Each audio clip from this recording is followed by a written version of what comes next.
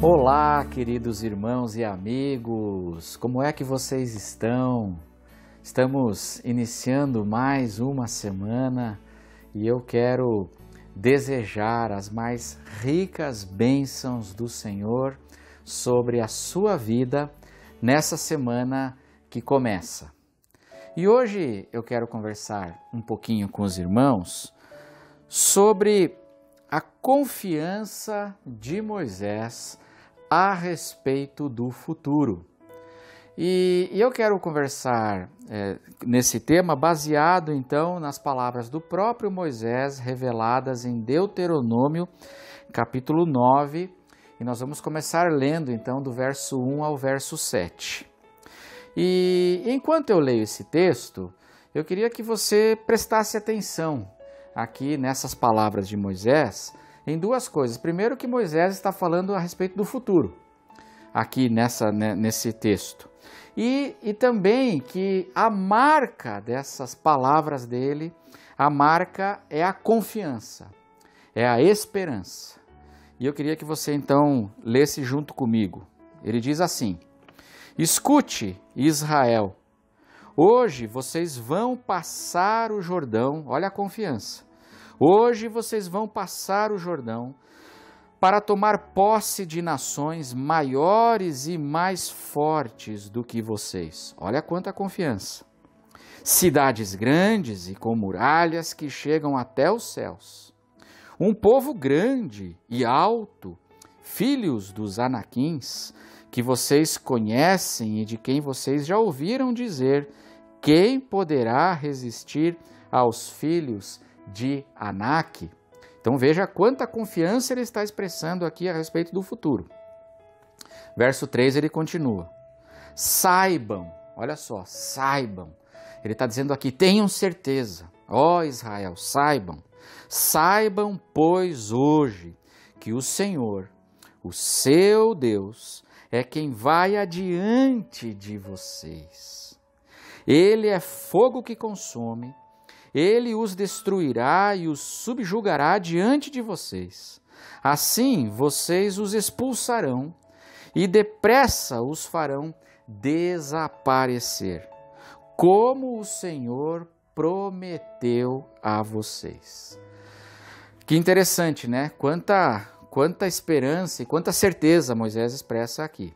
Verso 4 ele diz: quando, pois, o Senhor seu Deus tiver expulsado essas nações, veja que ele está sempre falando com muita certeza, né? Ter expulsado essas nações de diante de vocês, não fiquem pensando, é por causa da nossa justiça que o Senhor nos trouxe a esta terra para que tomemos posse dela. Pelo contrário, é por causa da maldade dessas nações que o Senhor irá expulsá-las de diante de vocês. Não é por causa da justiça de vocês, nem por causa da retidão do seu coração, que vocês entrarão para possuir a terra dessas nações. Mas o Senhor, o seu Deus, as expulsará diante de vocês por causa da maldade delas, e também para confirmar a palavra que o Senhor, o seu Deus, jurou aos seus pais, Abraão, Isaque e Jacó. Que coisa maravilhosa! E então ele diz assim: saibam, tenham certeza, ele diz, saibam, pois que não é por causa da justiça de vocês que o Senhor, seu Deus, lhes dá esta boa terra para que tomem posse dela, pois vocês são um povo teimoso. Lembrem-se e não se esqueçam. Tem coisas, meus irmãos, que a gente nunca deve esquecer. Lembrem-se e não se esqueçam de como no deserto vocês provocaram o Senhor a ira, desde o dia em que saíram do Egito até que chegaram a este lugar, até o dia de hoje, vocês foram rebeldes contra o Senhor. Queridos irmãos, para nós entendermos um pouco aqui essas palavras de Moisés, é importante entendermos um pouco do contexto. O livro de Deuteronômio, ele é composto basicamente de 3 grandes discursos de despedida de Moisés do povo de Israel. Essas palavras que nós lemos, Moisés está falando sobre o futuro, e aqui ele está são palavras de despedida. Moisés está com 120 anos. Durante 40 anos ele dirigiu aquele povo pela peregrinação no deserto. E agora ele está com 120 anos e ele está se despedindo desse povo.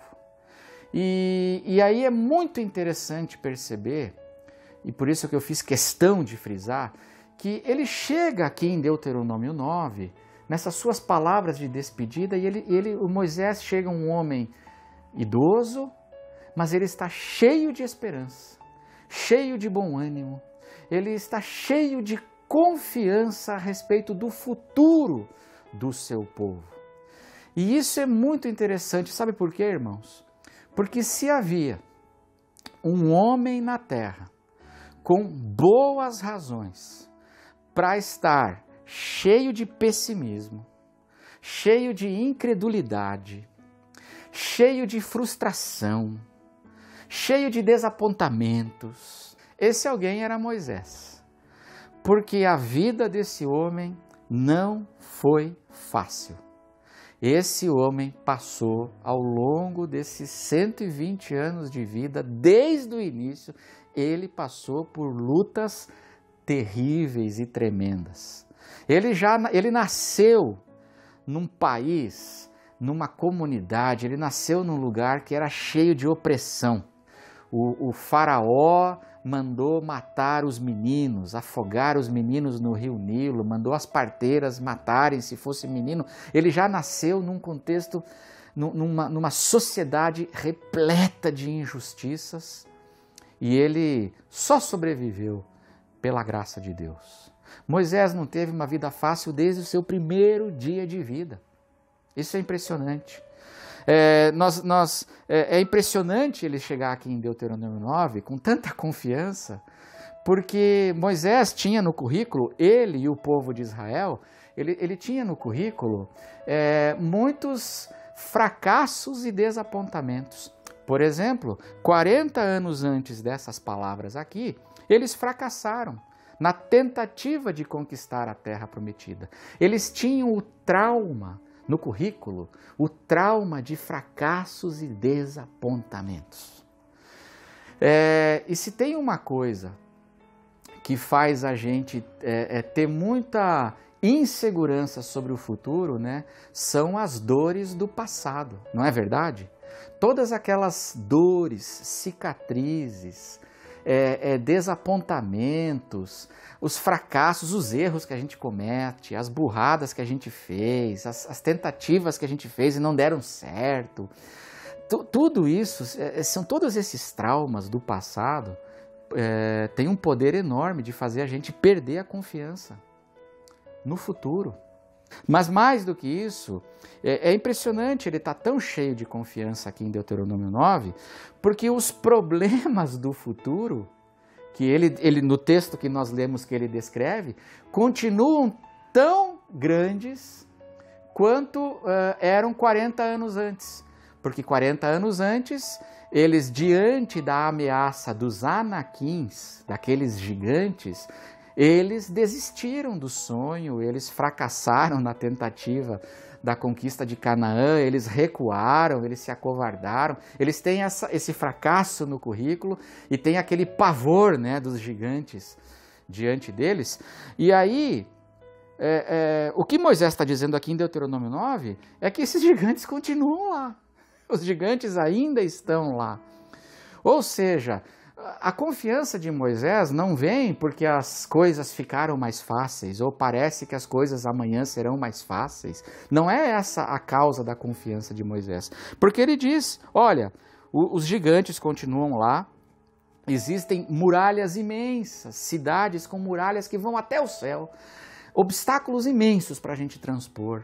E apesar disso, Moisés diz assim, mas Deus ele vai lutar por vocês e vocês vão entrar e conquistar essa terra. Eu tenho essa confiança em relação àquilo que vem no amanhã. Eu acho interessante, né? Moisés não é um negacionista.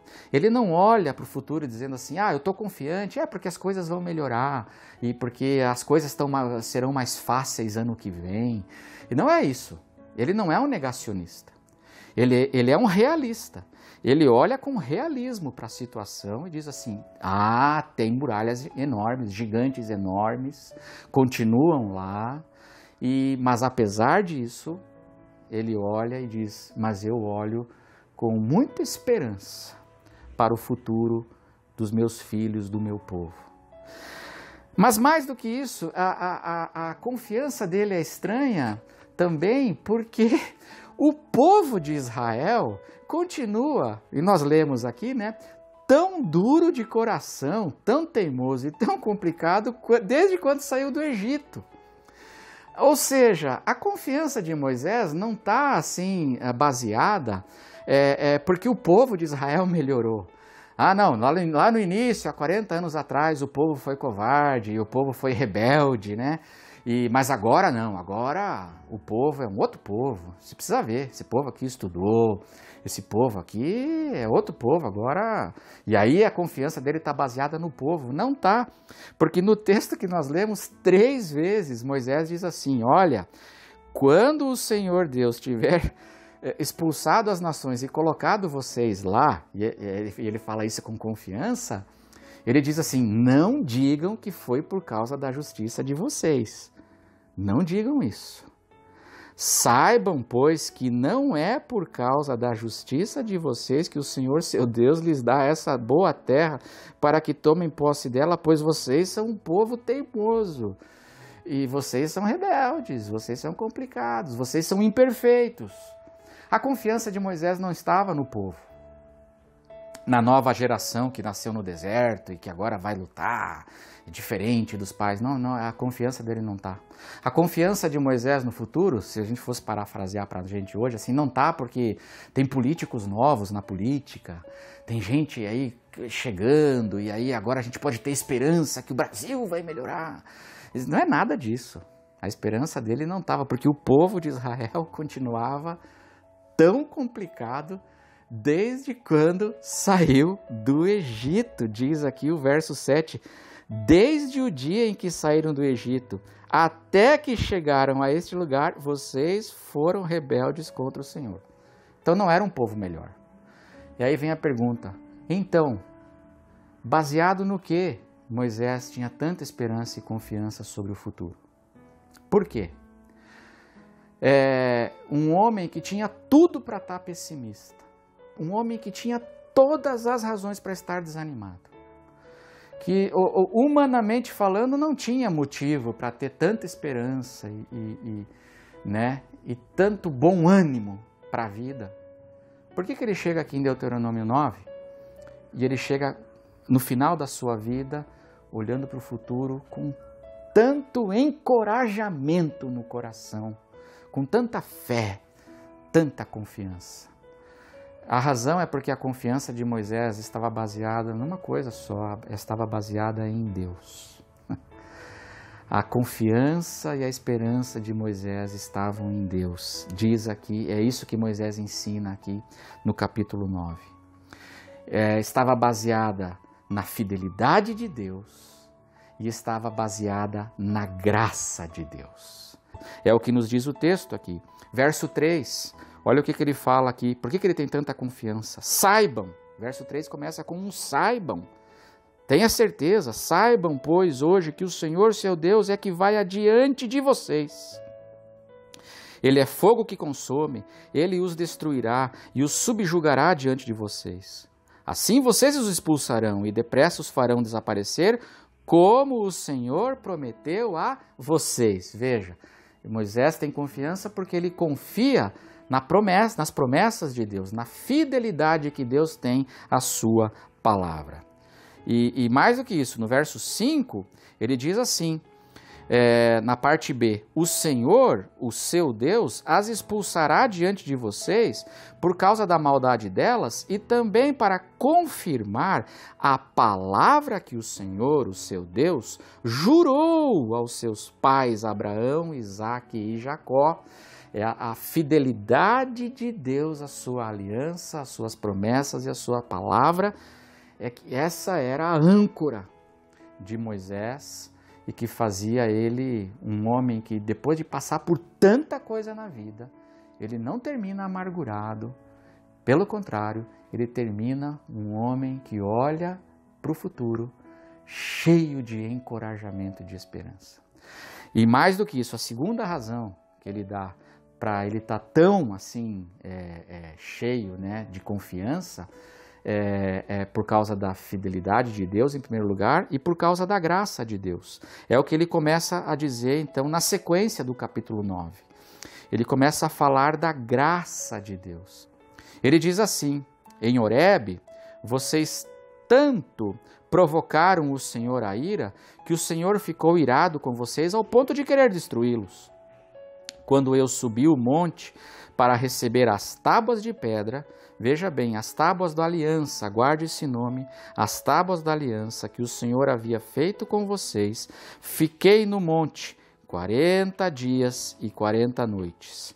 Não comi pão, nem bebi água. O que Moisés está dizendo aqui é algo surpreendente, uma coisa que ele aprendeu nessa peregrinação no deserto e na revelação progressiva de Deus. No início, a aliança de Deus com o seu povo Israel, na história do Êxodo, no início ela estava baseada nas tábuas da aliança. Era uma aliança que dependia da obediência, da obediência perfeita de Israel para com as cláusulas do contrato, para com os mandamentos estabelecidos ali naquele pacto. Então, o que Moisés diz aqui, quando ele subiu o monte lá, ficou 40 dias no monte, ele recebeu as tábuas da aliança. E a aliança então ela dependia então da obediência perfeita ao contrato. Aí Moisés na sequência diz assim, verso 12, né? E o Senhor me disse, levante-se, desça depressa, porque o seu povo que você tirou do Egito já se corrompeu. Bem depressa, veja essa palavra, bem depressa se desviaram do caminho que lhes ordenei, fizeram uma imagem fundida para si. Moisés aqui está relembrando o povo da história do bezerro de ouro, e ele diz assim, olha, pessoal, vocês, eu fiquei 40 dias no monte, e daí vocês já fizeram o bezerro de ouro, lembra dessa história? Demorou um pouquinho mais de um mês para vocês quebrarem com o pacto, para vocês quebrarem já a primeira, a segunda, a terceira cláusula da aliança. Vocês já quebraram tudo, nem demorou, não demorou um ano. Deus diz aqui, né, eles bem depressa se desviaram. Foi um pouquinho mais de um mês para vocês assim esculhambarem com essa aliança. E aí Moisés, quando ele diz aqui que ele desceu do monte, ele viu aquele bezerro de ouro, olha o que simbolicamente, um ato agora simbólico de Moisés revelado, ele diz assim, então quando eu desci e eu vi vocês adorando aquela idolatria nojenta, então eu peguei as duas tábuas e as joguei no chão, quebrando-as diante dos olhos de vocês. Olha que coisa espetacular. Olha que revelação. Moisés entendeu que uma aliança com Deus que dependa da nossa obediência perfeita aos mandamentos e à lei não vai funcionar. E aí ele, simbolicamente, aqui Moisés, ele diz assim, a gente precisa quebrar. Essa aliança baseada na obediência aos mandamentos tem que ser quebrada, porque a lei, essa lei, ela não nos salva, essa lei nos condena. Não porque a lei seja má, mas é porque nós somos imperfeitos demais. Nós não vamos conseguir cumprir perfeitamente com as cláusulas desse pacto e desse contrato. Nós não vamos conseguir. E aí, se a aliança de Deus com a gente depender da nossa obediência, a gente está perdido. Porque a lei, nós não vamos cumprir a lei, e aí vem as consequências baseadas na lei. A condenação da lei sobre nós. Porque a lei, ela tem mandamentos e ela tem condenações para quem quebra os mandamentos. Moisés entendeu que essa aliança aqui, baseada em obediência, ela tinha que ser mudada. Ela tinha que ser mudada, tinha que ser quebrada. Porque a lei de Deus, irmãos, ela revela duas coisas. A lei revela a santidade de Deus e ao mesmo tempo que ela revela a nossa pecaminosidade. E a lei, por isso um caminho, uma salvação baseada na lei não é possível, porque a lei não nos salva. A lei revela o nosso pecado e ela nos condena. E aí vem a sequência. Moisés diz que ele quebrou, né? Ele quebrou. E aí o que Moisés faz? A única coisa que ele podia fazer. Verso 18 diz assim: depois, como havia feito na ocasião anterior, eu fiquei prostrado diante do Senhor durante 40 dias e 40 noites. Não comi pão e não bebi água, por causa de todo o pecado que vocês haviam cometido, fazendo o que é mal aos olhos do Senhor para provocar a ira. Então Moisés, quando ele vê que a aliança, não é possível a aliança baseada nas tábuas da lei, porque essas tábuas vão nos condenar, ele cai de joelhos, prostrado diante de Deus em intercessão. É o clamor pela misericórdia. E é o que ele faz aqui. Ele clama pela misericórdia de Deus. Porque Moisés começa a perceber que o único caminho possível de uma aliança do homem com Deus e de Deus com o homem é uma aliança que se estiver baseada somente na misericórdia e na graça de Deus. E ele clama por misericórdia. E aí olha que coisa impressionante, na sequência, o que Moisés revela.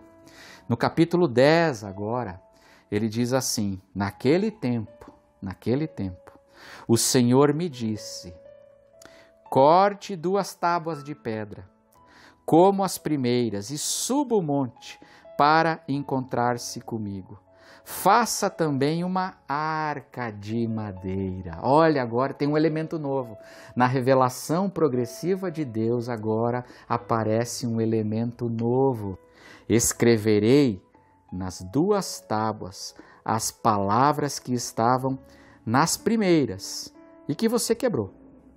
Depois você as colocará na arca. Olha que coisa maravilhosa. O que a Moisés está dizendo aqui que ele entendeu? Ele entendeu que a aliança não pode ser, tem que mudar das tábuas da lei das tábuas da aliança para a arca da aliança. A segurança de Moisés é que Deus mudou a base da sua aliança com o seu povo. Deus ele mudou o alicerce da aliança, das tábuas da aliança para a arca da aliança. As tábuas, elas nos condenam. Então Deus simbolicamente diz assim: faça uma caixa de madeira, coloque as tábuas com os 10 mandamentos dentro da arca, e aí sobre a arca vai uma tampa. Simbolicamente Deus está dizendo assim para Moisés: Moisés, eu providenciei um modo de apagar a condenação da lei. Porque a lei condena e agora tem uma tampa. Eu estou colocando uma tampa sobre isso. E o livro de Êxodo, no capítulo 25, ele diz que Deus manda colocar as tábuas dentro da arca, Sobre ela vai uma tampa que é chamada de propiciatório. E propiciar significa aplacar a ira ou tornar aceitável. Uma tampa que agora nos torna aceitáveis para Deus, propiciatório. E é porque nos torna aceitáveis, porque essa tampa, ela cobre a condenação da lei. E Êxodo 25 diz que Deus ele vai se encontrar com o seu povo então sobre a tampa. Porque a tampa, não mais agora sobre a lei que nos condena, mas sobre a tampa que apaga essa condenação, o propiciatório. Aquela tampa nos torna aceitáveis. E essa tampa é um símbolo, é o símbolo de uma pessoa, Jesus, Jesus de Nazaré. Porque os apóstolos no Novo Testamento, o apóstolo João, na sua primeira carta, vai dizer que Jesus é a propiciação. Ele é o propiciatório, ele é a propiciação pelos nossos pecados, e não somente pelos nossos pecados, mas pelos do mundo inteiro. Jesus, a pessoa de Jesus, a obra de Jesus, que é uma obra totalmente de Deus e baseada na soberania e graça de Deus, apaga a condenação da lei. Mas uma outra coisa que Moisés ensina aqui em Deuteronômio para o povo de Israel é que Deus, ele apaga a condenação da lei, mas ele não apaga a validade da lei, porque Deus escreve a lei de novo. Deus, ele manda Moisés lavrar 2 tábuas de novo, e Deus escreve de novo os 10 mandamentos. Não seria mais fácil simplesmente Deus deixar 100 mandamentos? Por que Deus escreve de novo? Porque a Deus, ele apaga a condenação da lei, mas ele não apaga a validade da lei. Sabe por quê, irmãos? Porque a lei é boa. A lei de Deus, ela é boa. São conselhos, é como se fossem os conselhos de um pai de amor para com os seus filhos. Aqueles que andam e obedecem à lei, eles estão trilhando um caminho de vida, e quem vai contra a lei de Deus, quem vai contra os mandamentos de Deus, está trilhando um caminho de morte e destruição. E isso está escrito aqui muito claro, né? No capítulo 10, na sequência, verso 12 diz assim: E agora, Israel, o que é que o Senhor requer de vocês?